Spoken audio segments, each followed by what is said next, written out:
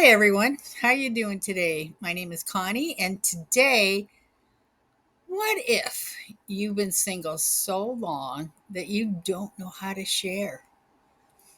I mean, this is our stuff. This is what, the way we arrange things, our routines. Are you able to share? I don't know. I mean, you may have been single for some time now and possibly just developed a strong emotional bond to this, your stuff and your time, all the things that go with it.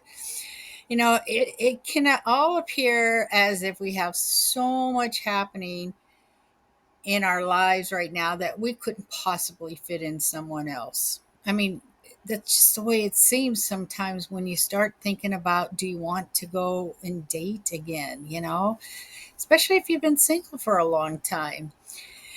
And then you've got your favorite TV shows, and all of a sudden somebody new comes in and they ask you for the remote.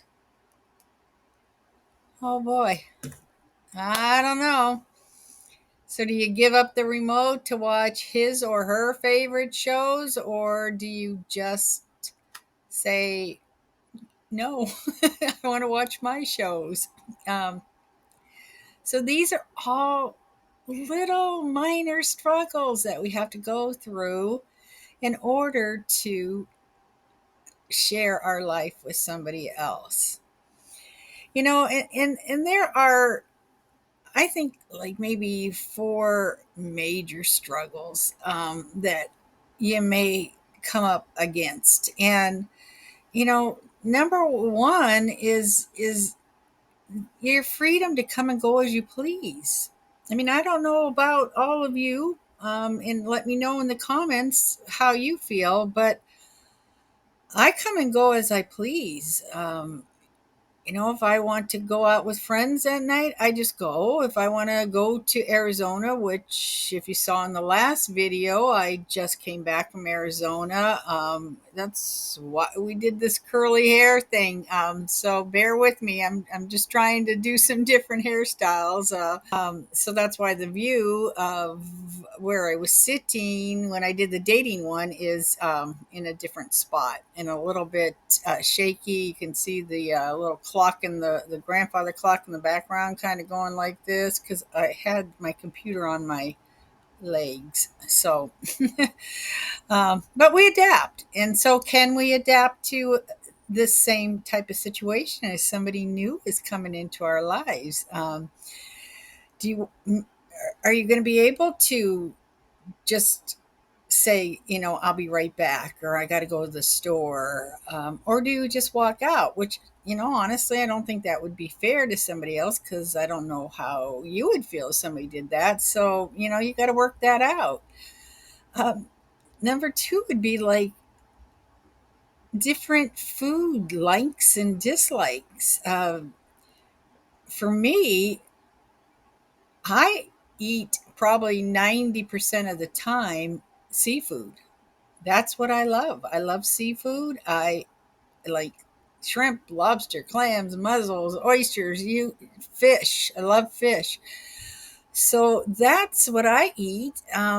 My second choice would be chicken. But what if he comes in and he's a steak and potatoes and pork chops and ribs and chicken wings, which I don't like?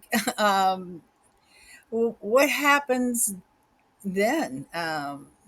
Basically, you cook your meal, I'll cook mine. I don't know, So there are some likes and dislikes. I even remember when my parents got divorced, my father had said to me, I hate this part of dating.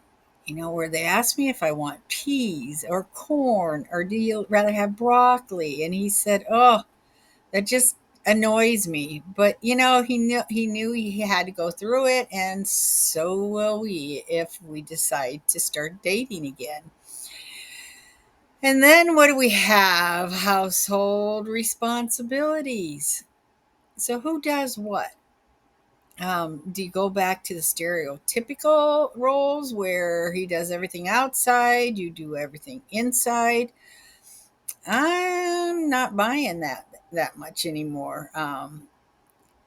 I'm just not. And since I do live alone, everything is my responsibility right now. Everything, my outside area, my inside area, my garage area, it's all set up to fit me. And I'm a very neat person. So everything's neat and organized. And same with the garage, same with my shed out back. They're all organized. What happens when somebody else comes in?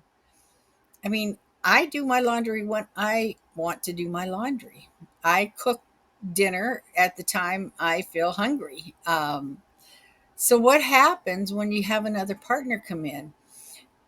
You're going to want to pick up his laundry and go wash it. You want to make, cook every night for both of yous while he sits on the couch.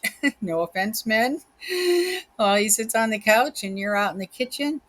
See, and I don't mind the part of cooking dinner, but come and join me. Why sit on in the other room and just wait for me to say dinner's done? I never could understand that. It's like, come in the kitchen, maybe cut up a vegetable that I might need, or just sit and hang out.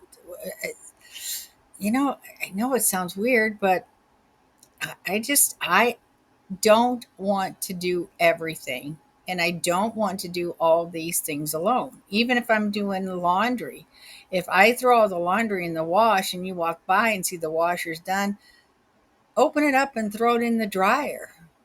You know, I want more 50-50. Um, so, that's just something that you're going to have to sit down and discuss. Do you want it 50-50? Or are you the type of woman or man who wants to do all these things yourself and your partner just hangs out? I just think a home is more of a home when everybody's responsible for a lot of the things that are in it, and everybody understands that there's always something you can help somebody with. So, you know, make that what you want. The other one's money. Money. How do you decide how to do money? Yeah, you know, we don't know. I mean, because number five is, where do you live? Do you live in your home? Do you move to his home? Where are you both located? Will it even work where you're both located? Or maybe you're never going to move in, you'll just travel back and forth. Those are tough ones. And then you get in there and you have to decide what, if you do live together, who's going to be responsible for what bills, and how do you share money? And if you go to the store, do you take, can you ask him for his credit card, or can he ask you for your credit card, or whatever?